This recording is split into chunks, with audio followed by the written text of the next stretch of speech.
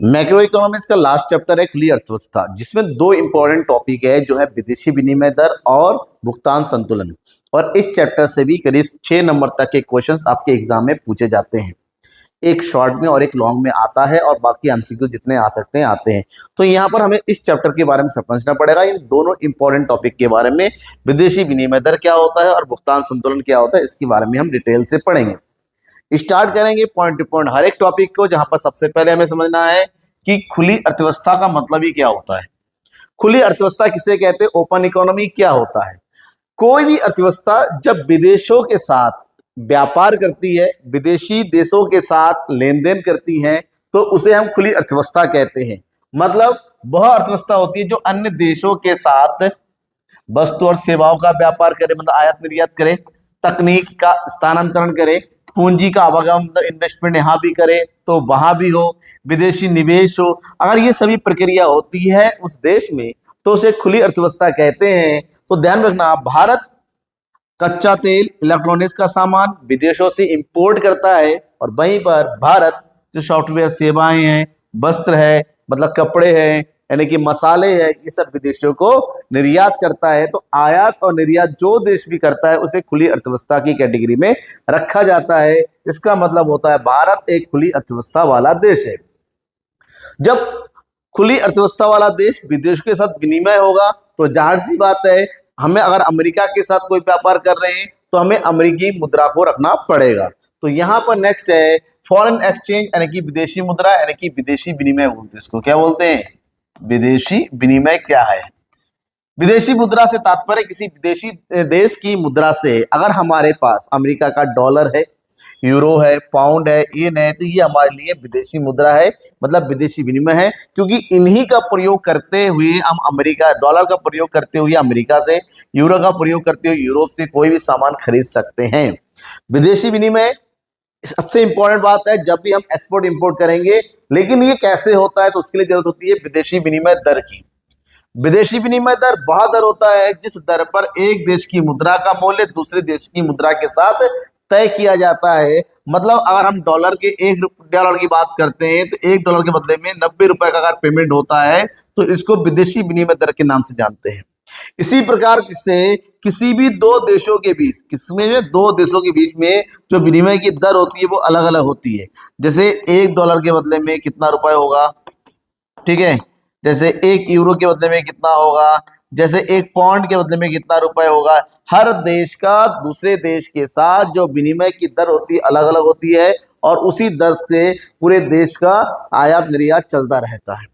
तो जब विदेशी विनिमय दर की बात करते हैं, ये दो प्रकार का होता है, एक है स्थिर विनिमय दर और एक होता है परिवर्तनशील विनिमय दर। स्थिर विनिमय दर यानी कि फिक्स एक्सचेंज रेट क्या होता है, ये वह दर होता है जिसे सरकार या केंद्रीय बैंक के द्वारा निर्धारित किया जाता है, जिसमें किसी प्रकार का परिवर्तन नहीं होता है और पूरा नियंत्रण इसमें सरकार या फिर केंद्रीय संस्था की होती है। ठीक है, इसकी सबसे बड़ी विशेषता है कि इस विदेशी विनिमय के दर निर्धारण जो पूरा सरकार के हाथों में होता है, और केंद्रीय बैंक ही विदेशी मुद्रा को खरीदा या बेच सकती है। और यहाँ पर इसमें बिना सरकार की अनुमति के किसी प्रकार का परिवर्तन संभव नहीं होता है।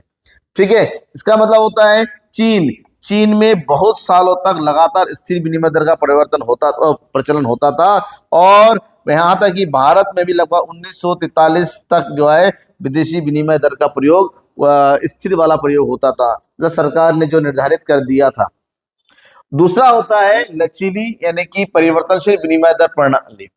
ये एक ऐसी विनिमय दर होती है जहां पर विनिमय दर का निर्धारण ओपन इकोनॉमी मतलब खुले बाजार में विदेशी विनिमय की मांग और विदेशी विनिमय की पूर्ति के द्वारा होता है। मतलब यहाँ पर डिपेंड करता है कि देश में कितना पैसा विदेशों से आ रहा है और कितना पैसा विदेशों को जा रहा है। तो जिस दर पर पैसे का आना और जाना होता है उस दर को विदेशी विनिमय दर के नाम से जाना जाता है। खासकर यह है क्योंकि ये विदेशी विनिमय की मांग और विदेशी विनिमय की पूर्ति पर निर्धारित होता है, इसलिए इसमें सरकार का कोई नियंत्रण नहीं होता है, और यह दर मांग और पूर्ति में बदलता रहता है, इसलिए इसे लचीली या परिवर्तनशील विनिमय दर का नाम कहते हैं। भारत में प्रबंधित तैरती विनिमय दर प्रणाली, अब बात ये क्या है, प्रबंधित तैरती, ये जो है स्थिर और लचीली विनिमय दर का मिश्रण होता है। मतलब विनिमय दर का निर्धारण तो ओपन मार्केट में होता है, लेकिन सरकार थोड़ा बहुत अपने हिसाब से परिवर्तित कर सकती है, चेंज करती है, तो उसको प्रबंधित विनिमय दर प्रणाली के नाम से जानते हैं। अब बात करेंगे विदेशी विनिमय दर का निर्धारण होता क्या है।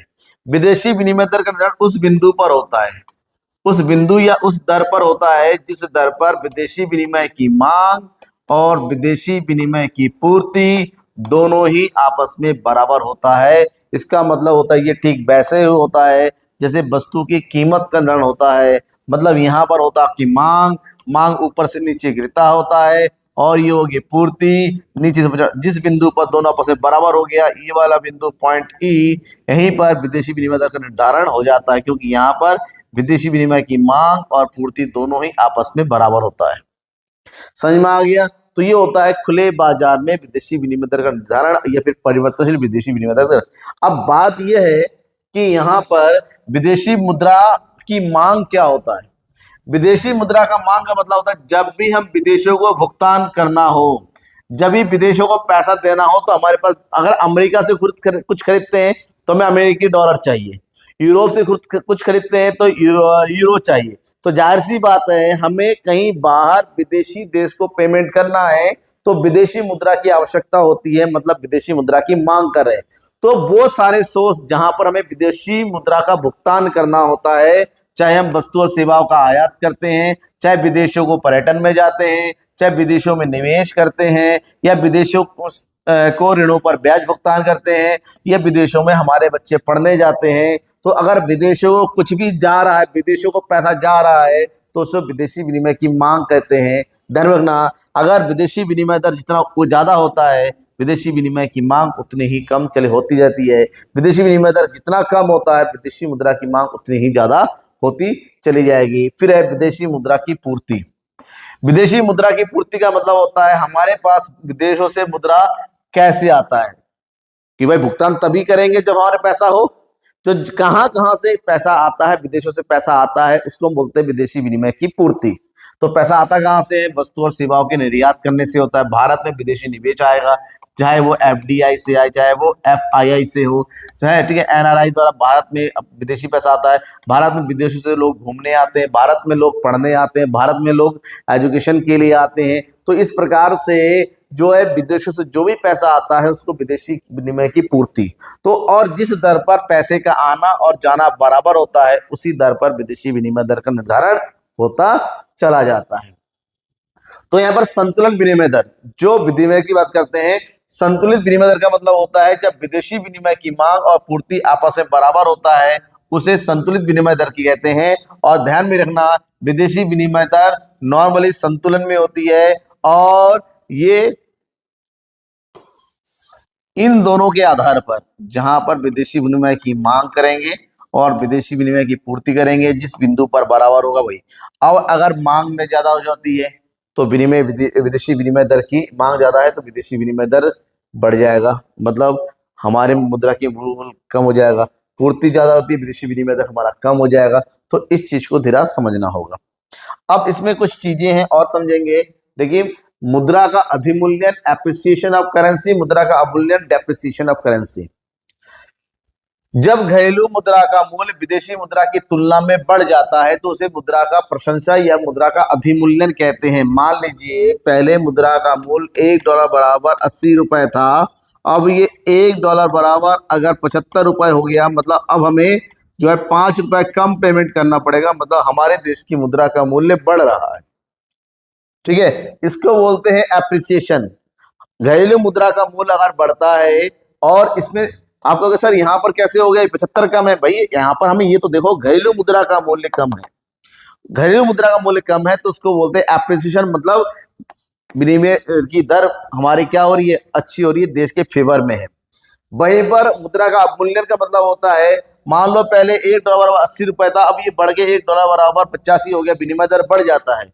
और विनिमय दर बढ़ने का मतलब होता है देश का अवमूल्यन हो रहा है, देश की मुद्रा की वैल्यू कम हो रही है, कि जिसके लिए पहले 80 रुपए पेमेंट करना था अब हमें 85 रुपए पेमेंट करना पड़ेगा। तो आपको समझना पड़ेगा अधिमूल्यन क्या होता है और अवमूल्यन क्या होता है, दोनों में अंतर भी पूछा जाता है। फिर है जिस बाजार में जिस बाजार में विदेशी मुद्रा का व्यापार होता है, जिस बाजार में विदेशी विनिमय का लेन देन होता है, उस बाजार को हम विदेशी मुद्रा बाजार के नाम से जानते हैं। मतलब विदेशी मुद्रा बाजार, फॉरेक्स मार्केट वह बाजार है जहां विदेशी मुद्रा का खरीद फरोख्त होती है, विदेशी मुद्रा को क्रय या विक्रय किया जाता है, विदेशी मुद्रा का एक्सचेंज हो जाता है। यह दुनिया का सबसे बड़ा वित्तीय बाजार है जहां पर विश्व की तमाम राष्ट्रीय मुद्राओं का लेन देन होता है। और इसके सहभागी कौन है? देश के व्यापारिक बैंक, देश की केंद्रीय बैंक, विदेशी मुद्रा व्यापारी, बहुराष्ट्रीय कंपनियां, पर्यटक और व्यक्ति, आयातक और निर्यातक। जिसको भी विदेशी विनिमय की आवश्यकता पड़ती है वो इस बाजार का हिस्सेदार हो जाता है, इस बाजार के प्रतिभागी हो जाता है, जो इस बाजार में डायरेक्टली इंटरफेक्ट कर सकता है। अब इस बाजार के थ्रू विदेशी विनिमय दर के लिए कुछ विशेष कार्य किए जाते हैं, तो उसको बोलते हैं विदेशी मुद्रा बाजार के कार्य। ये 3 प्रमुख कार्य करती हैं। नंबर 1, स्थानांतरण कार्य, ऋण कार्य और जोखिम से सुरक्षा देने का कार्य। सबसे पहले अगर बात करते हैं स्थानांतरण का मतलब 2 देशों के बीच में क्रय शक्ति का स्थानांतरण, लेन देन को पूर्ण करने का जिम्मेदारी इसी बाजार पे है। मान लो डॉलर और रुपए के बीच लेन देन हो रहा है, तो अगर $200 में अगर कोई चीज कंप्लीट हो रहा है तो उसके बदले में कितना रुपए दिया? अगर 90-80 रुपए के हिसाब से है तो 8 दूनी 16,000 रुपए का पेमेंट करना पड़ेगा। तो यहाँ पर इस पेमेंट का ट्रांसफर करने की जिम्मेदारी इसी बाजार के है, तो डॉलर के बदले में मुद्रा का ट्रांसफर कर दिया जाए। मतलब जब भारतीय आयातक अमेरिकी निर्यातक को डॉलर में भुगतान करता है तो विदेशी मुद्रा बाजार रुपए को डॉलर में बदलने का मदद कर देता है। ठीक है, हम रुपए दे देंगे, वहां से डॉलर उनको पहुंच जाएगा। तो ये है। दूसरा होता है ऋण देने का कार्य। अगर मान लो हमें पैसे की लोन चाहिए, उधार चाहिए, तो अब हम जो है इसी बाजार के थ्रू अंतर्राष्ट्रीय व्यापार को आराम से लोन की सुविधा का फायदा उठा सकते हैं। और फिर से जोखिम, क्योंकि ये बाजार भविष्य संबंधित लेन देन पे काम करती है तो जोखिम बना रहता है। तो इस बाजार में विनिमय दर की उतार चढ़ाव को कम करने के लिए, उससे बचने के लिए तमाम उपाय सुझाव दिया जाता है। तो यहाँ पर 3 प्रकार के कार्य इस बाजार के थ्रू किया जाता है। ठीक है, नेक्स्ट है भुगतान संतुलन। दूसरा जो पॉइंट होता है भुगतान संतुलन। जब विदेशों के साथ हम लेन देन करेंगे तो जाहिर सी बात है उस लेन देन का लेखा जोखा तो रखना ही पड़ेगा, हिसाब किताब तो रखना ही पड़ेगा। बिना हिसाब किताब रखे तो काम चलेगा नहीं। तो भुगतान संतुलन एक व्यवस्थित लेखा जोखा होता है जो एक देश के निवासियों के द्वारा शेष देश के निवासियों के साथ एक आर्थिक लेन देन को शामिल करती है, जो एक निश्चित समय अवधि के अंतर्गत पूरा किया जाता है। मतलब साफ है, एक देश के द्वारा विदेशों के साथ किए गए सभी प्रकार के लेन देनों के व्यवस्थित विवरण को हम भुगतान संतुलन, बैलेंस ऑफ पेमेंट, शॉर्ट में इसको बीओपी कहते हैं। अब यहाँ पर भुगतान संतुलन में कहते हैं सभी प्रकार की मदों को शामिल किया जाता है। तो कौन कौन सी मदें शामिल होती हैं? इसमें सबसे पहली मदें होती है दृश्य मदें। कौन सी? दृश्य मदें। दृश्य का मतलब होता है विजिबल गुड्स, वे वस्तुएं जिनको हम देख सकते हैं या फिर जिसको हम छू सकते हैं, जैसे इलेक्ट्रॉनिक्स आइटम हो गया, कपड़े हो गए, मोबाइल हो गया, ये सब कुछ इसके अंतर्गत शामिल किया जाता है। नंबर 2 हो गया अदृश्य मदें। अदृश्य मदें वो मदें होती है जिसको हम देख सकते हैं, ना छू सकते हैं, जिसमें सभी प्रकार के सेवाओं के लेन देन को शामिल किया जाता है। जैसे शिक्षा हो गया, इंश्योरेंस हो गया, बैंकिंग हो गया, पर्यटन हो गया, वो इसमें शामिल हो जाता है। इसके अलावा इसमें सभी प्रकार के पूंजीगत अंतरणों को शामिल किया जाता है। मतलब जितने भी सौदे होते हैं जो पूंजीगत होते हैं, एसेट्स और लायबिलिटी से रिलेटेड, जैसे निवेश हो गया, जैसे ऋण हो गया, शामिल किया जाता है। और इसके अलावा इसमें सभी प्रकार के एक पक्षीय होता है, एक पक्षीय भुगतान को भी शामिल किया जाता है। तो इसमें सभी प्रकार की वस्तुओं सब शामिल होता है, चाहे वो किसी भी रूप में होता है। ठीक है, नेक्स्ट है जब भुगतान संतुलन में सभी प्रकार की मदें होती है तो लिखा जोखा कैसे किया जाता है? तो इसमें 2 प्रकार के खाते बनते हैं, चालू खाता और पूंजी खाता। तो जब हम चालू खाते की बात करते हैं, इसमें उन लेन देनों को शामिल किया जाता है जो दैनिक प्रवृत्ति की होती है, जिनका संपत्ति और दायित्व से, देश की संपत्ति और देश के दायित्व से कोई लेना देना नहीं होता है, जिसमें सभी प्रकार की वस्तुएं, सेवाएं, आय, हस्तांतरण शामिल किया जाता है। जो चालू प्रवृत्ति की होती है, दैनिक प्रवृत्ति होती है, इन सभी को चालू खाते यानी करंट अकाउंट में शामिल किया जाता है। जब इनकी मदों की बात करते हैं, इसमें 3 प्रकार की मदें शामिल होती हैं, दृश्य मदें, अदृश्य मदें और एक तरफा या एक पक्षीय भुगतान। मतलब वस्तुओं का आयात और वस्तुओं का निर्यात इसमें शामिल किया जाता है। इसके अंतर्गत केवल जो वस्तुएं फिक्स होती है, जो हमारे सामने होती है, जैसे कपड़ों का एक्सपोर्ट इंपोर्ट, कच्चे तेल का एक्सपोर्ट इंपोर्ट, कंप्यूटर का एक्सपोर्ट इंपोर्ट हो गया, इलेक्ट्रॉनिक्स आइटम का एक्सपोर्ट इंपोर्ट हो गया, वो जाता है। इसके अलावा इसमें सभी प्रकार की अदृश्य यानी कि सभी प्रकार की सेवाओं को शामिल किया जाता है, चाहे वो कारक सेवाएं हैं, चाहे वो गैर कारक सेवाएं हैं। एक तरफा इसमें उन सभी भुगतानों को भी स्वीकारो या फिर जो हमारे पास आता है, जो एक तरफा होता है, जो वस्तुओं के साथ नहीं होता है, जो सेवाओं के साथ नहीं होता, अलग से होता है, जैसे दान हो गया, अनुदान हो गया, उपहार हो गया, विदेशों से भेजी गई धनराशि, इन सबको इसमें शामिल किया जाता है। तो जब इन तीनों को जिस अकाउंट में शामिल किया जाता है, उस अकाउंट को हम चालू खाता यानी कि करंट अकाउंट के नाम से जानते हैं। अब चालू खाते में एक बात आती है व्यापार संतुलन। व्यापार संतुलन में केवल और केवल दृश्य मदें शामिल होती है। कौन सी शामिल होती है? केवल जब हम केवल दृश्य वस्तुओं को ही लेन देन को जहां शामिल किया जाता है, तो उसी को हम क्या बोलते हैं? व्यापार संतुलन कहते हैं। मतलब ये एक ऐसा विवरण होता है जहां पर दृश्य वस्तु के आयात और निर्यात को शामिल किया जाता है, और बैलेंस शीट बताता है कितना निर्यात किया और कितना आयात हुआ उन दोनों के बीच का। अब ये जो बैलेंस ऑफ ट्रेड है, ये संतुलित भी हो सकता है और ये असंतुलित भी हो सकता है। संतुलित होने का मतलब ये हुआ कि जितना निर्यात किया उतना ही इंपोर्ट किया, आयात और निर्यात बराबर। लेकिन अगर असंतुलित हुआ, उसकी दो स्थितियां, पहला व्यापार विशेष मतलब निर्यात ज्यादा है और आयात कम है, व्यापार घाटा मतलब आयात ज्यादा है और निर्यात कम है। इसको समझना पड़ेगा, ठीक है, क्योंकि इससे रिलेटेड एक आध नंबर में क्वेश्चन एग्जाम में आ सकते हैं। नेक्स्ट है पूंजी खाता। पूंजी खाता क्या है?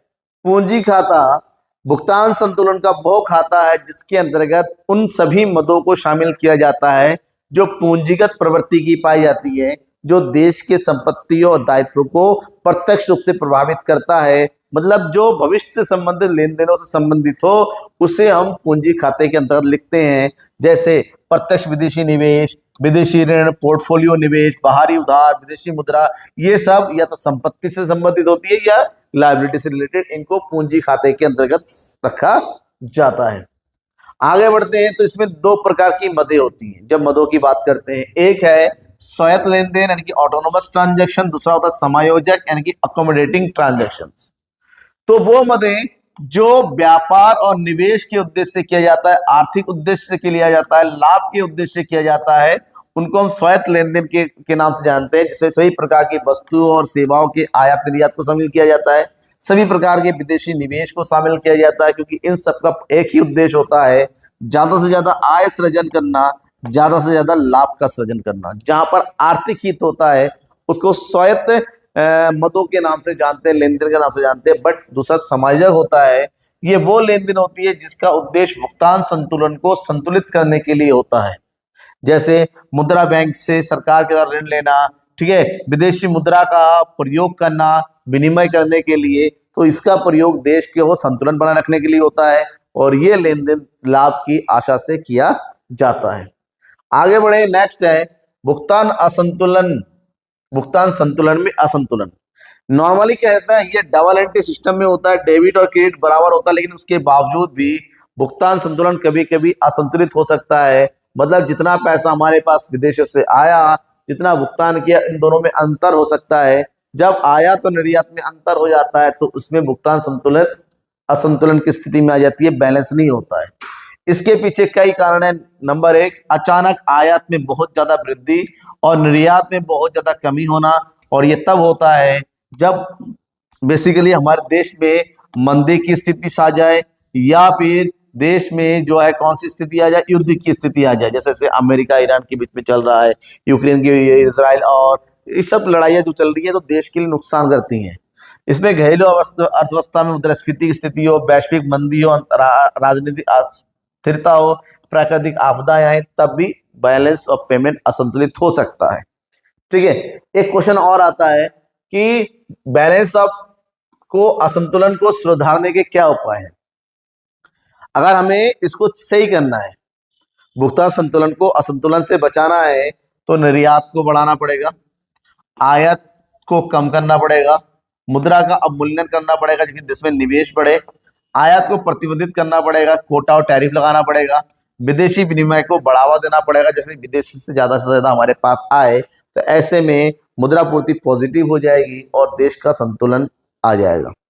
अब इस चैप्टर से जो क्वेश्चंस बनते हैं बेसिकली 10 ऐसे क्वेश्चंस है जो एग्जाम में आ सकते हैं, जैसे विदेशी विनिमय दर की परिभाषा दीजिए, किसे कहते हैं, विदेशी मुद्रा की मांग को क्या होता है, विदेशी मुद्रा की पूर्ति किसे कहते हैं, स्थिर और लचीली विनिमय दर में क्या अंतर है, विनिमय दर का निर्धारण कैसे होता है समझाइए, भुगतान संतुलन का परिभाषा दीजिए, भुगतान संतुलन के घटकों को समझाइए, भुगतान संतुलन और व्यापार संतुलन में क्या अंतर है, भुगतान संतुलन असंतुलन के प्रमुख कारणों को बताइए और भुगतान संतुलन के को सुधार करने के प्रमुख उपायों को समझाइए।